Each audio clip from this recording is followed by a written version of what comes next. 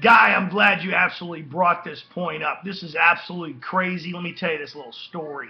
You know, we sit here, and I'm going to admit I've been part of the problem over the last 20 years by letting this stuff go by. Well, enough's enough. We need to stop as contractors and business people. We need to put a stop to this stuff. Here's an example. I'm at a trade show of my organization of choice at the time, and I'm sitting there next to some young folks, and they're going to they don't even have a business name yet, any equipment or anything, and they show me this certificate that they're wood certified. Well, at the time, I guess, it didn't hit home to me because, the certificate didn't say, I'm going to be washing sidewalks next to you in Phoenix, Arizona, and I'm certified, and I haven't even washed a sidewalk yet. This kind of stuff is ridiculous. It's absolutely absurd. No wonders people go, who certifies the certified? What does it mean? Because we've been handing out certifications like they're cotton candy. If you're going to have a certification program, you got to have criteria, you got to have standards, you got to have practices. These things all have to be in place. And certainly somebody that's brand new in the industry should not be able to hold a certification. If I wanted to get in the plumbing industry right now, I'd have to have an apprenticeship for 2 years before I'd be able to take my test. If I want to be a master plumber, I think you've got to be in business for like 10 years before you can become a master plumber and pass a test from the state. These are things that this is how it is in other trade associations. And the worst guy in the world, the worst person in the world is the guy that just says, we're just squirting water.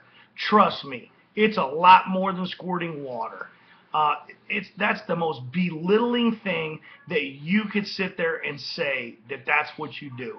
Be really proud of it's that simple. It's not that simple. Running a business, man, being competitive in your environment, and knowing how not to damage people's properties and get these things done efficiently and effectively and not hurt others and not hurt yourself or your employees is a big thing. It's a responsibility that you owe to yourself and you owe to your company. Setting standards and practices in this industry are needed. Bravo. But you know what? Every contractor needs to stand up for what's right, and let's put an end to this ridiculousness, posting 100 times, an end to this 20-page, 20-question test, and all of a sudden you're exterior or roof cleaning certified, and you don't have any equipment. All you had was a dream in your head that you were going to be a roof cleaner, and the next thing you know, you walk out of there certified. How does a guy that's been in the business for 15 years and a veteran feel when a guy shows up at a customer's door and they flag this certificate of certification in front of them about this kid that just got in the business and is driving around with a Pinto and a drum with a 12-volt pump and a car battery washing their roof? How does that make him feel? Is that setting the standards and raising the industry and raising the prices so that we can get more money for our services? No, it's not. It's lowering it. And I'm telling you what, it's going to actually have an adverse effect on the industry. Contractors, I'm asking you, join me, get behind this thing, get in there. It's cheap. It's $249 for the membership. You get a free cert right now until January 1. You get one of 5 certifications that we have.